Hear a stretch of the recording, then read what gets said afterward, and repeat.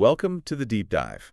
Today, we're really getting into Michelle Obama's memoir, Becoming, Mm-hmm. and we're focusing specifically on the audiobook, which is quite a unique experience, isn't it? Oh, absolutely. It's more than just, reading the book. Right. It feels like this really profound journey through identity, resilience, Hmm.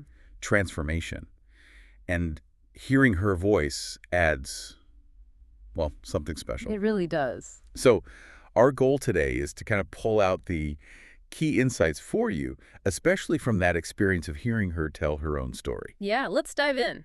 Because that narration, it's something else. Okay, so start us off. What makes her narration so powerful? Well, it's her voice itself, Yep. first off. It's so warm, Yeah. steady. There's this quiet strength there. Yeah, I hear And it that. elevates the whole thing. It stops being just a memoir and becomes, well, it feels like a masterclass in personal storytelling. Like she's talking directly to you. Exactly. It's incredibly intimate. Like you're just sitting with her, maybe in her living room, and she's sharing these really profound moments. That adds such a layer of authenticity, doesn't it? Completely. It connects you to the story in a way that just reading the text on a page, Hmm.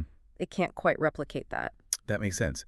And that intimacy works so well with the way she structures the book, too. Hmm. Because it's not just a straight timeline, is it? She breaks it down very deliberately. Right. Into those three parts, becoming me, becoming us, and becoming more. Yeah.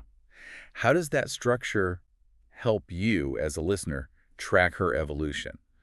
From, the south side of Chicago all the way to the White House. Well, I think that structure is absolutely key. It's like a map of her self-discovery. Okay. Each section builds on the last. Becoming me gives you that foundation, her roots, where her character comes from.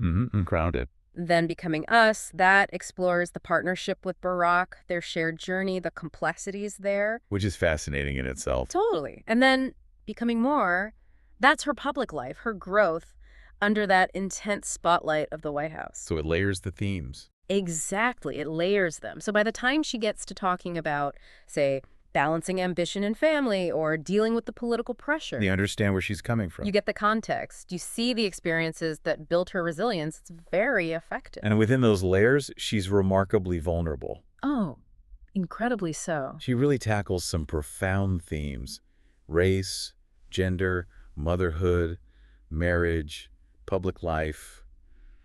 Just wow. Yeah, the honesty is striking.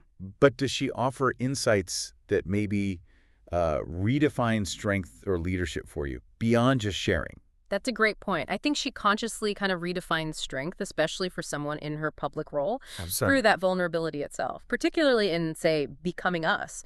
She shows that real power isn't about being untouchable. Right. It's about having the courage to share those deep personal struggles, like her reflections on infertility and miscarriage. That was incredibly powerful to hear her speak about. It really was. And it wasn't just honesty. I think it was almost a strategic act of leadership. Interesting. How do you mean? Well, she took that deeply personal pain and turned it into this universal point of connection for, millions of women who'd felt alone in that. Ah, okay. So using her story to connect and empower. Precisely. Creating this space for shared humanity, not just telling her own story. And that connects to her relatability, which is maybe surprising given her life. Yeah, it's a bit of a paradox, isn't it? Ivy League, First Lady. Right. But then you hear about her working class upbringing, her dad's battle with MS, her own self-doubt. How does that bridge the gap? I think it's because of those specific grounded experiences. Despite the extraordinary journey, she anchors the narrative in things we all understand. Like facing illness in the family. Exactly. Her father's MS, that's a story of dignity in the face of illness, a really common human experience. And the self-doubt. That speaks to imposter syndrome, right? Yeah. Which so many people grapple with no matter what they've achieved. Mm-hmm. So by sharing those specific personal struggles so candidly, she creates this immediate bridge to your own life. It reminds you that everyone deals with human vulnerabilities. Even people in the most, visible positions, yeah. And then there's the whole layer of her being the first African-American First Lady Yeah, that carries immense cultural significance. undeniably. How do her reflections on representation and legacy, hearing them in her voice, maybe shift how you understand that historic role? Well, her perspective is just invaluable there. She doesn't just occupy the role, she explores the weight of it, the inspiration tied to it. Right. Her reflections really shed light on how her presence alone kind of reshaped ideas about power and possibility for so many people. Especially young women of color, you imagine. Absolutely. And she makes you, the listener, really consider, the burdens and responsibilities that come with breaking barriers. It makes you think about impact and legacy in your own life too, perhaps. Yeah, I think it does. It inspires you to reflect on your own potential impact, what kind of legacy you might want to create. So wrapping this up, Mm. what's the final takeaway for you, for the listener? Hearing her story in her voice. It just powerfully underlines the impact of personal narrative, doesn't it? Especially delivered directly. Yeah. It really makes you think about what you gain when an author shares their deepest experiences, not just on the page, but through their actual voice. Does it make the truth feel more immediate, the struggles more The tangible? triumphs more resonant. I think so.